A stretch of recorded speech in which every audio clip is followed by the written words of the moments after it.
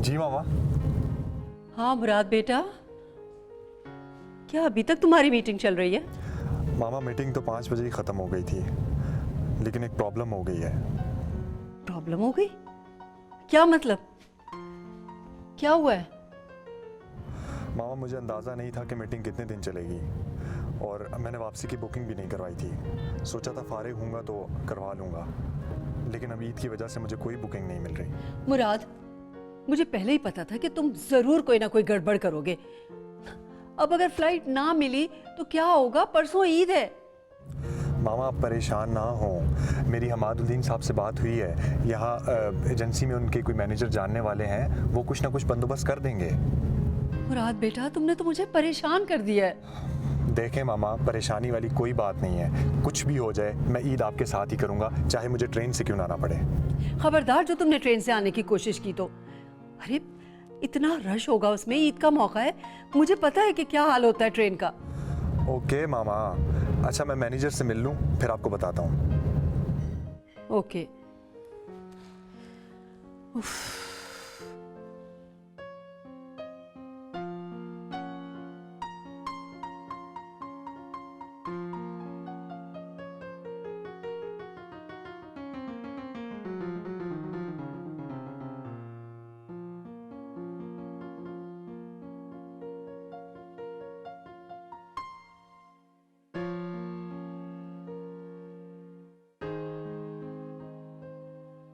हाँ सही सही सही कह रही हो। अच्छा ये महमूद साहब को आप दे दें, ठीक है? उनके कैबिन में पहुंचा दें। हाँ नहीं मैं उससे बात कर रही थी।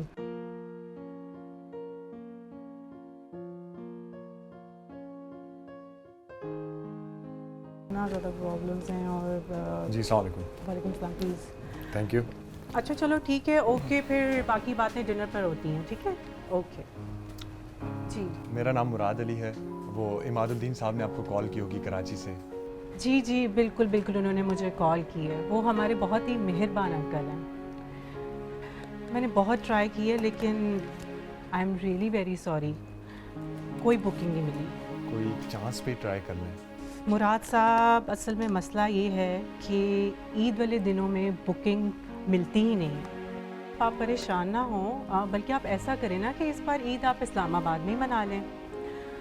वैसे भी अगर आप बाय रोड भी जाते हैं तो सफ़र तो बहुत तवील पड़ेगा आपको। मतलब कोई चांस नहीं? आप जिस रोज़ आए थे ना, अगर आप मुझे उसी रोज़ बता देते तो यकीनन मैं आपकी बुकिंग के लिए कुछ कर लेती, लेकिन अब बहुत मुश्किल है। यकीन जानिए मुझे बेहद अफसोस है, और ऊपर से मुझे अंकल हमादुद्दीन को भी वजाहत पेश करना पड़ेगी। चलें, थैंक यू।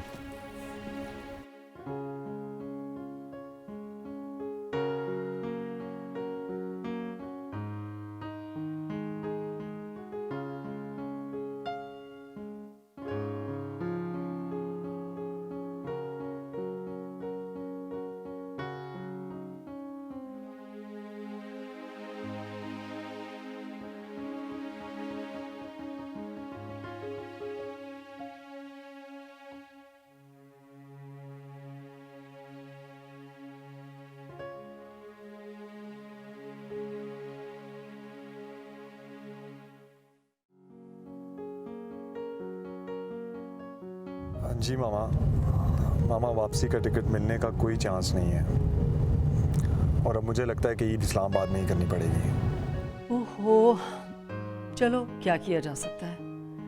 ठीक है फिर। अच्छा सुनो, होटल से बाहर मत जाना, होटल के अंदर ही रहना। अच्छा मामा, लेकिन अभी मुझे शॉपिंग मॉल जाना है। मैंने कुछ शलवार कमीज खरीदने हैं ईद के लिए। अच्छा बेटा, ध्यान रखना, मुझे पल पल तुम्हारी फिक्र रहेगी। और सुनो, कहीं मरी की तरफ ना चले जाना, बहुत रश होता है ईद के दिनों में वहाँ। अच्छा मामा आप फिक्र ना करें, मैं कहीं होटल से बाहर नहीं जाऊंगा, और वैसे भी मीटिंग में तय होने वाले मामलात पर मुझे बहुत ज़्यादा काम करना है। आप अपना ध्यान रखें और प्लीज़ कुर्बानी कर लीजिएगा। अच्छा बेटा, तुम बस अपना ख्याल रखना। अल्लाह हाफिज।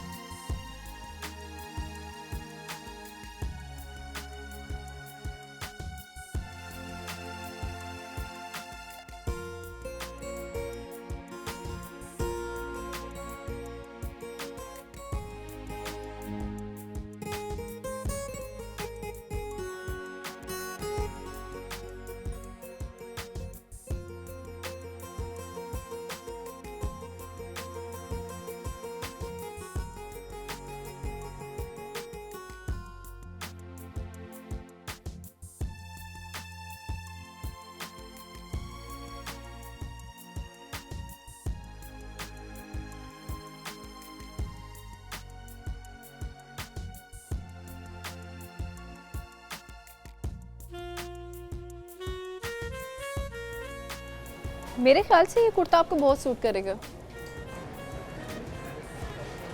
आपने मुझसे कुछ कहा? जी, आपको ईद के लिए कुर्ता खरीदने में दिक्कत हो रही थी तो सोचा आपकी मदद कर दूं। आप यहाँ पे?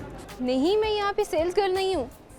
आप यहाँ पे हमारे मेहमान हैं तो सोचा आपकी मदद कर दूं, और आपकी मदद करना हमारा फ़र्ज़ है। क्या आप मुझे जानती हैं?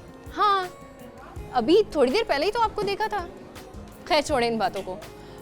देखिए मैंने आपके लिए कितना अच्छा कुर्ता पसंद किया है। ऐसा कलर तो आपने ख्वाब में नहीं सोचा होगा। अच्छा कलर है। मेरे ख्याल में इसके साथ शलवार वाइट ही चलेगी। वैसे ये मेरी तरफ से आपको ईद का गिफ्ट है। मतलब मैं कुछ समझा नहीं।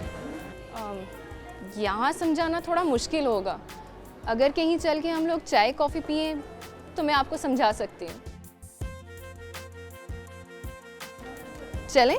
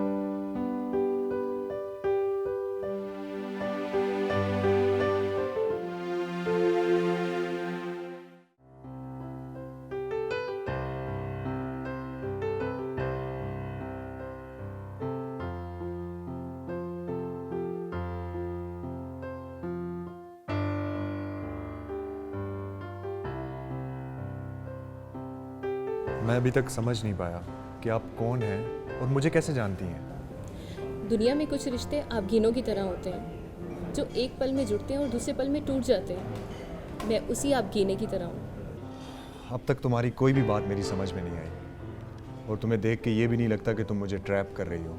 अरे मैं आपको ट्रैप क्यों करने लगी? तो आपको कैसे पता लगा कि मैं इस्लामाबाद में मेहमान हूँ? कराची के लोगों का लहजा ज़रा मुख्तलिफ होता है। ओह, तो आपको ये भी पता है कि मैं कराची से हूँ? आप मुझे परेशान दिखाई दे रहे थे तो सोचा आपकी मदद कर दूं। अब नहीं हो सकती मेरी मदद। क्या मतलब? एक्चुअली मैं इस्लामाबाद में एक बिज़नेस टूर पे आया था और वापस जाने के लिए अब मुझे किसी भी फ़्लाइट में कोई सीट नहीं मिल रही और मुझे ईद अब इस्लामाबाद में करनी होगी। वैसे इस्लामाबाद कराची से ज़्यादा खूबसूरत है। लेकिन यहाँ मेरी मामा तो नहीं है। आपने हर ईद अपनी मामा के साथ की है, एक ईद इनके बगैर से ही। ऐसे माँ बेटे में प्यार और भी बढ़ेगा। वैसे आप कहाँ ठहरे हुए हैं? मैं इस्लामाबाद होटल में। अपना नंबर बोले। क्यों? आपने अपने घर मुझे टिक्के खिलवाने के लिए बुलाना है? अगर घर वाले मान गए ना तो बुला भी लूँ। मेरी मामा का ऑर्डर है कि मैं ईद के दिन अपने होटल के रूम से बाहर नहीं जा सकता। फिर तो आपकी मामा ने दूध का फीडर भी आपके सामान में रख दिया होगा। आपकी बातें बहुत दिलचस्प हैं। हो सकता है कुछ दिनों में आप मुझ में भी दिलचस्पी लेने लग जाए। अब मैं चलता हूँ। आप प्लीज़ इस कुर्ते का बिल मुझे दे दें और मैं इसकी पेमेंट कर देता हूँ। कराची में क्या तोहफे की कीमत अदा की जाती है? Okay, thank you so much for everything. Take care.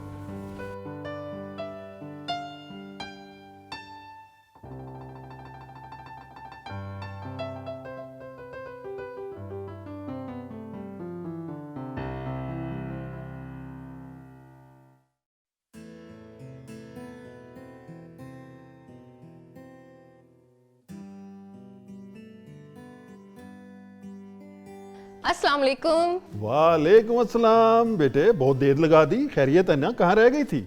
एक तो आज सेंटोरस में रश बहुत था, दूसरा एक अजनबी मिल गया था, उसके साथ कॉफी पीने बैठ गई थी। क्या मतलब? कौन अजनबी मिल गया था? मुराद अली, फूफा फरखंदा का बेटा। वो एक बिजनेस टूर में इस्लामाबाद आया है, वापसी की सीट नहीं मिली, इसलिए ईद इस्लामाबाद में ही करेगा।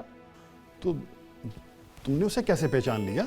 मैंने उसकी आईडी कई दफा फेसबुक पे देखी है। क्या उसने भी तुम्हें पहचान लिया? नहीं, वो तो होटल के कमरे में लेटा हुआ सोच रहा होगा कि वो लड़की कौन थी जिसने उसको ईद का गिफ्ट खरीद कर दिया।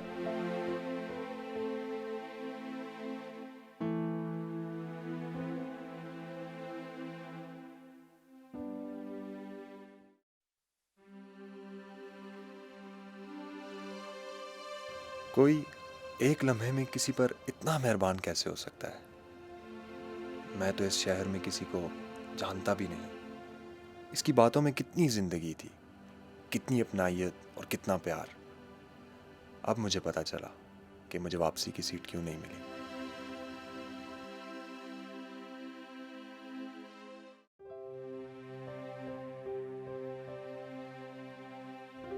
डैड, मैं चाहती हूँ कि मुराद इस दफा ईद हमारे साथ करे। मेरा तो खुद उसे देखने को बहुत जी चाहता है। 8-9 साल का था जब मैंने आखिरी बार उसे देखा। देख लें, अगर फरखंदा आपा को पता चल गया ना, वो हंगामा बर्पा कर देंगे। उन्हें बताएगा कौन? मुराद तो खुद बताने से रहा। हो सकता है 20-22 साल बाद फरखंदा से मिलने की कोई सूरत निकल आए। डैड, कल मैं होटल जाऊंगी और मुराद को अपने यहाँ ईद की दावत दूंगी। क्या तुम उन्हें बता दोगी कि तुम कौन हो? नहीं अम्मी, मुराद को बता दिया तो फिर तो बिल्कुल ही नहीं आएगा। फौरन कराची फ़ोन कर देगा और वो अपनी मामा की हुक्म की सख्ती से पाबंदी करता है। जब खुद ही घर आएगा तो देख लेगा।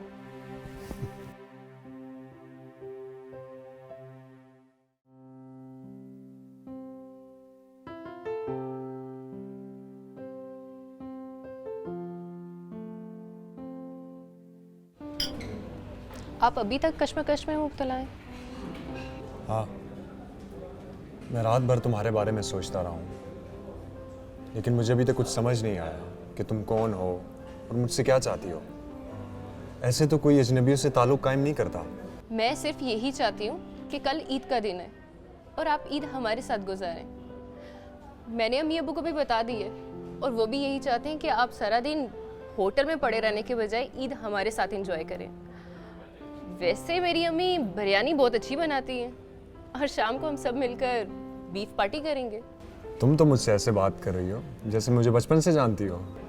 ये पहचान भी अजीब चीज़ होती है। कोई किसी को एक पल में पहचान लेता है और कभी किसी को सारी ज़िंदगी लग जाती है पहचानने में। ओह, बहुत उम्दा बात की है तुमने। तुम्हारी इस बात को सुन के मुझे लगता है कि मुझे तुम्हारी ईद की ऑफ़र कबूल कर लेनी चाहिए। मगर मगर आप डरते हैं कि कहीं मैं आपको अगवा ना कर लूं। आप परेशान ना हो, मेरा आईडी कार्ड होटल की रिसेप्शन पे रखवा दें ताकि अगर आप अगवा हो गए तो बआसानी आपको बाजियाब करवा लिया जाएगा। हाँ, मुझे तुम्हारा एड्रेस रिसेप्शन पर देना होगा। आपके होटल के साथ पुलिस स्टेशन है, वहाँ भी मेरा आईडी कार्ड रखवा दें। मुराद, मैं सिर्फ यही चाहती हूँ कि कल ईद का दिन है और आप डैड के साथ नमाज पढ़ें। कितना अच्छा लगेगा ना कि आज के डिनर आप हमारे साथ करें।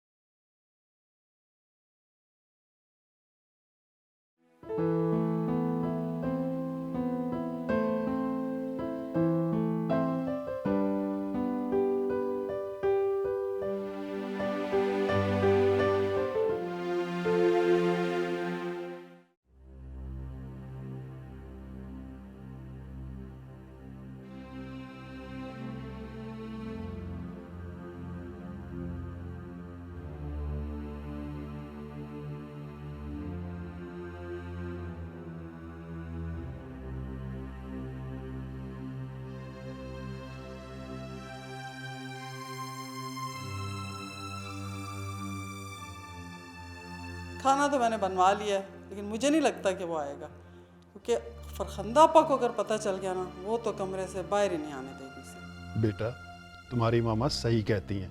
अगर उसने आना होता तो अब तक आ चुका होता। देखो कितनी देर हो गई है। डैड, वो ज़रूर आएंगे और हम डिनर उन्हीं के साथ करेंगे।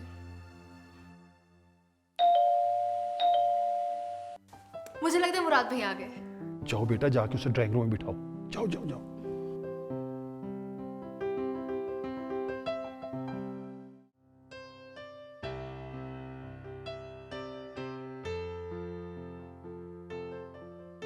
मुझे तो यकीन ही नहीं आ रहा कि आप वाकई आ जाएंगे। जब तुमसे वादा किया था तो कैसे ना आता। मगर इतनी देर क्यों लगाई? वो कुछ तुम्हारे लिए ईद गिफ्ट ले रहा था। अरे, इस तकल्लुफ की क्या ज़रूरत थी? अब किसी के घर ईद की दावत पर, और वो भी पहली दफ़ा, क्या खाली हाथ जाना अच्छा लगता है? मुराद, आप इसे अपना ही घर समझें। मतलब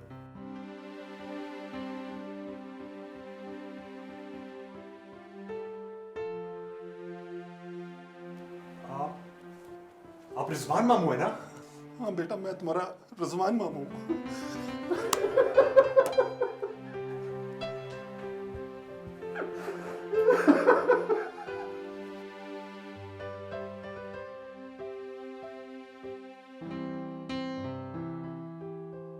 हाय। मुझे हीरा कहते हैं। तुम्हारी गुमानी जी। क्या हुआ, आप लोग इतने खामोश क्यों हो गए? मेरा दिल कहता था कि तुम कोई बहुत अपनी अपनी सी हो, लेकिन मुझे समझ नहीं आती थी। अब बचपन से तुम्हें देखा हुआ था। जब सहरा ने मुझे बताया ना कि तुम इस्लामाबाद में हो और तुम्हें वापसी की फ़्लाइट नहीं मिल रही, तो फिर हम सब ने ना सारा से कहा कि तुम उसे किसी तरह घर ले आओ बस। मुझे बहुत अच्छा लग रहा है आप लोगों के यहाँ आकर। लेकिन फरखंदा को तो अच्छा नहीं लगेगा। हाँ, वो तो आप लोगों का नाम लेना भी पसंद नहीं करती। तो प्लीज़ आप उनको ना बताइएगा ना। उनको तो बताना पड़ेगा कि तुम मुझे यहाँ अगवा करके लाई हो। मुराद बेटा, वक्त जितना भी गुजर जाए ना, रिश्तों की खुशबू खत्म नहीं होती। गुलाब मुरझा भी जाए ना तो गुलाब ही रहता है। मेरे ख्याल में पहले डिनर कर लिया जाए। मुमानी, आपने मटन बिरयानी बनाई है ना? वो तो कल कुर्बानी के बाद लंच में मिलेगी।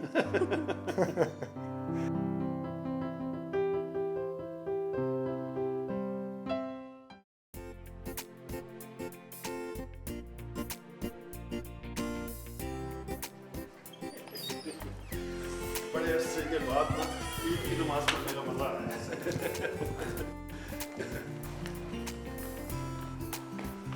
ईद मुबारक बच्चों, ईद मुबारक। लाइए मेरी ईदी मुराद भाई। हीरा, ईद छोटी ईद पे ली जाती है। छोटी ईद पे मुराद भाई तो नहीं मिलेंगे ना? और तुम ठहरो। नहीं कह रहे। सारा जाओ ऊपर, मेरा पर्स ऊपर पड़ा है, जाके पर्स लेके आओ। ये लो, जितनी चाहे शॉपिंग कर लो। हीरा, प्लीज़ कार्ड वापस करो। अरे कोई बात नहीं, अच्छा लग रहा है। ईद तो ऐसी खुशियों से होती है ना। आप लोग बैठो, मैं कसाई की दुकान से बकरे का पता करके आता हूँ। गोश्त तैयार हो गया होगा और तुम्हारी माँ मेरा इंतजार कर रही है। बैठो बैठो, शाबाश, सब बैठो। वैसे ये कलर आप पे बहुत सूट कर रहा है।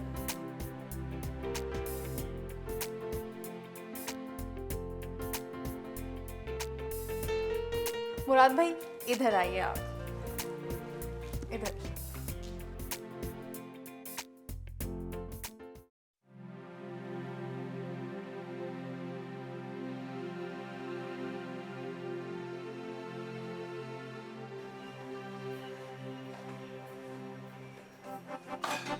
बेगम, खाना ले भी आओ, और कितनी देर है?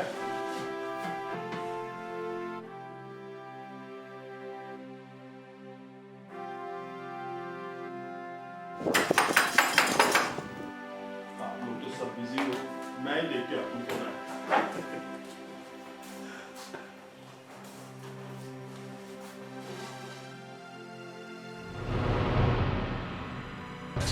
फरखंदा,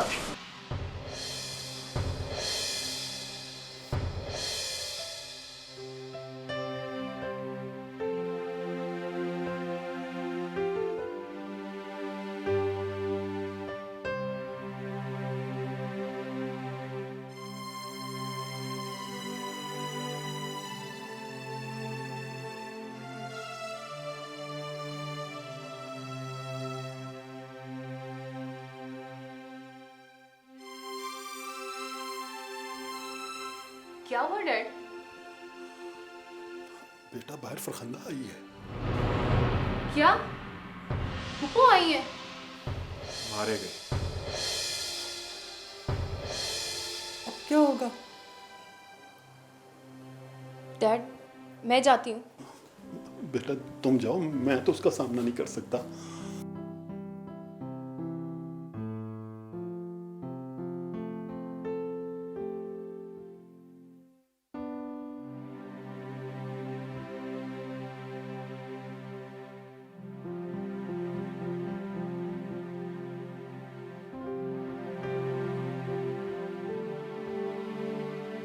फूफो आप?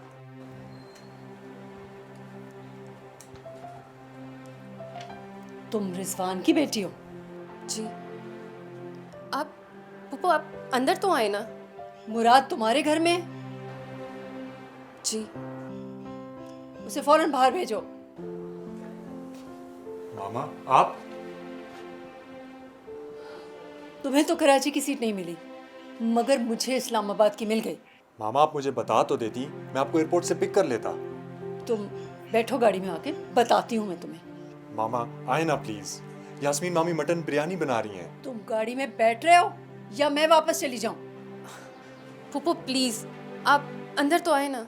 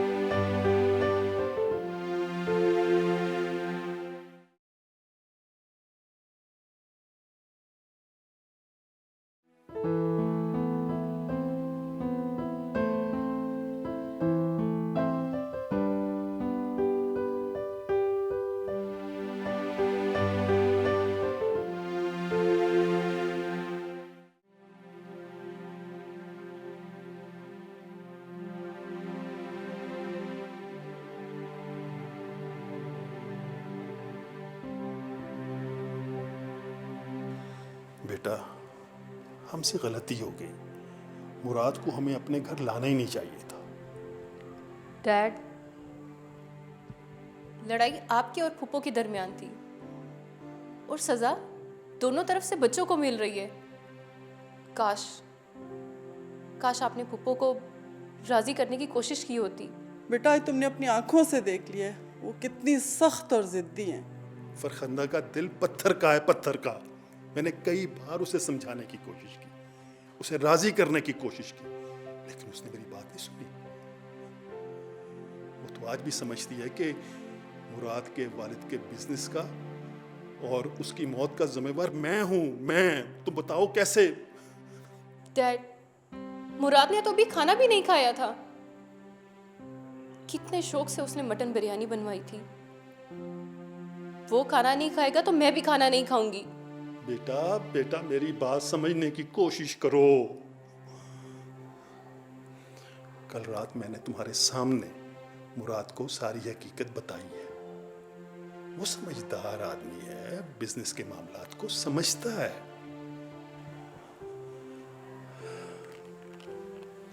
लेकिन फरखंदा को कौन समझाए? कौन समझाए फरखंदा को?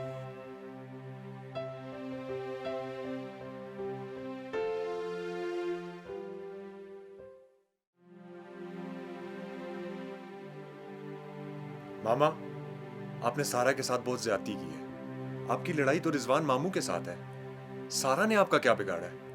आप उसे क्यों रुला कर आ गई हैं? सारा का कसूर ये है कि वो रिजवान अली की बेटी है, जिससे मैं सख्त नफरत करती हूँ। मेरी तो समझ में ये नहीं आ रहा कि तुम वहां कैसे पहुंच गए। मुझसे तो तुम कहते रहे कि मैं होटल में हूँ। मैंने सोचा कि मैं तुम्हें सरप्राइज दूंगी, मगर यहाँ आके पता चला कि अपनी माँ को भूल के तुम तो अपने मामू के घर ईद मना रहे हो। मामा मैं जानबूझकर नहीं गया था वहाँ, तो फिर कैसे गए थे? मैं इत्तेफाक से वहाँ चला गया था। गलती हो गई, माफ कर दें। अब चले मेरे साथ नीचे चल के खाना खाएं। तुम्हारा क्या ख्याल है, इस सब के बाद मुझसे खाना खाया जाएगा? मामा प्लीज अब जाने भी दें। तुम्हें भूख लगी है तो तुम जाकर नीचे खा लो खाना। मेरा ब्लड प्रेशर इस वक्त बहुत हाई हो रहा है, मैं दवा लेकर आराम करूंगी। मुझे तो बहुत भूख लग रही है, मैं नीचे जाता हूँ। अब पता नहीं होटल वालों के पास बिरयानी होगी भी कि नहीं।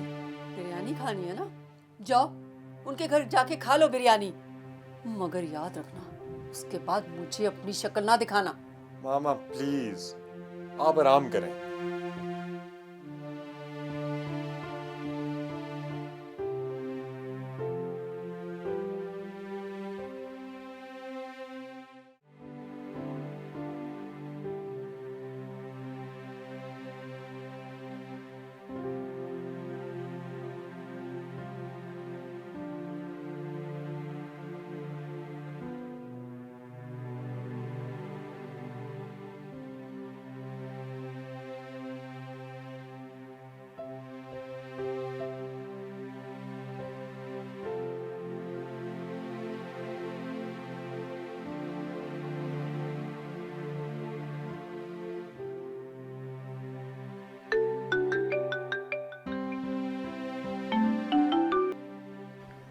हेलो मुराद।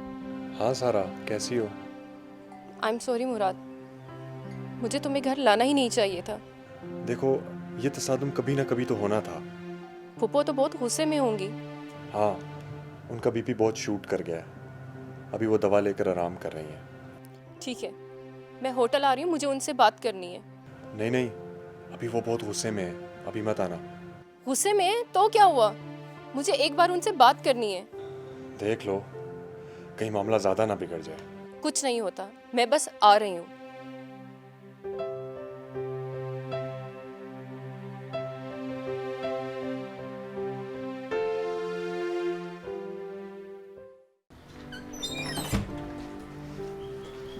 बेटा कहाँ जा रहे हो?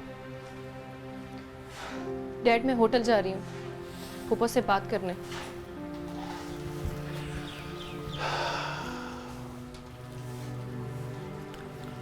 बेटा मैं तुम्हें रोकूंगा तो नहीं, लेकिन जाने का कोई फायदा नहीं है, आगे तुम्हारी मर्जी। मुझे फायदे या नुकसान से कोई गर्ज नहीं है, मैं सिर्फ उनसे एक बार बात करना चाहती हूँ।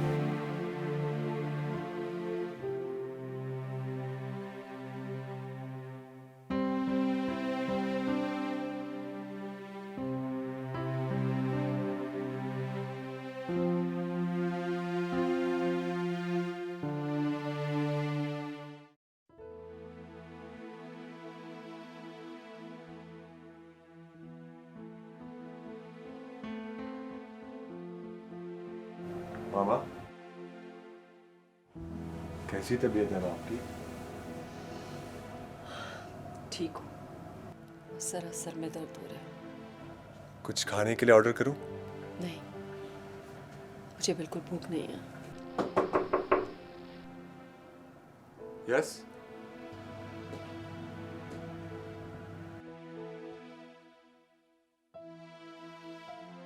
लड़की, तुम यहाँ क्यों आई हो? मैं कोई लड़की नहीं, आपकी बेटी हूँ। मेरा नाम सारा है। तुम मेरी नहीं, रिजवान की बेटी हो, जिसकी मैं शक्ल तक नहीं देखना चाहती। पानी में लाठी मारने से पानी कभी दो नहीं होता। माना कि आप बहन भाई में कोई तनाज़ा होगा, लेकिन हम बच्चों ने तो आपका कोई नुकसान नहीं किया। आपने हमें कभी भी नहीं आपस में मिलने दिया, और अगर मुराद इत्तफाकन हमारे घर आ ही गया था तो आपने हमारे साथ अपने बेटे की इंसल्ट की है।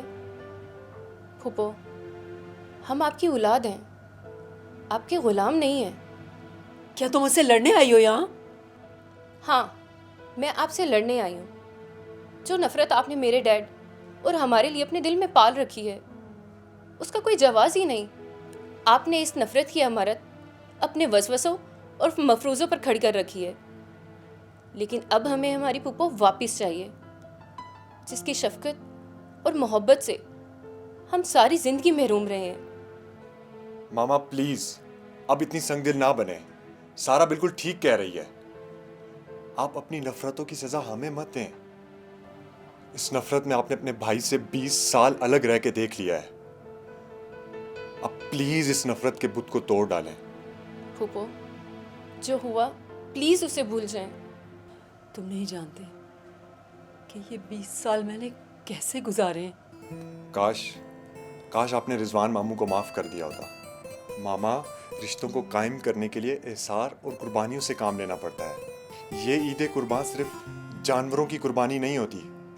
एक इंसान जरा सी एहसार और कुर्बानी से काम लेकर अपनी सब नफरतों और कुदरतों को मिटा सकता है। यही पैगाम इब्राहिमी है मामा। पुप्पो प्लीज, जो हो चुका उसे भूल जाएं और आज के दिन सबको माफ कर दें। मैं आपको लेने आई हूँ और साथ लेकर जाऊंगी। अम्मी प्लीज चले ना, मुझे बहुत भूख लग रही है। मैंने मामी के हाथ की मटन बिरयानी भी खानी है। ठीक है, तुम चले जाओ मुराद, खाना खा के आ जाना। मेरे सर में दर्द हो रहा है, मैं यहीं आराम करूंगी। ठीक है, आप नहीं जाएंगी तो हम भी नहीं जाएंगे। आपके सामने बैठ के भूख हड़ताल करेंगे। अम्मी, क्या आपको अच्छा लगेगा कि हम ईद के दिन भूख हड़ताल करके बैठ जाएं? यहाँ आओ मेरे पास।